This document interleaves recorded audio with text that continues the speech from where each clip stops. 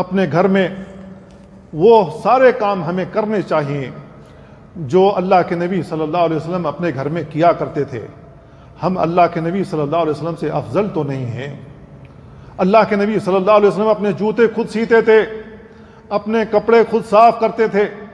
کپڑے کے اوپر گندگی لگی ہوئی ہو یا کوئی چیز لگی ہوئی، اللہ کے نبی صلی اللہ علیہ وسلم خود صاف کرتے تھے۔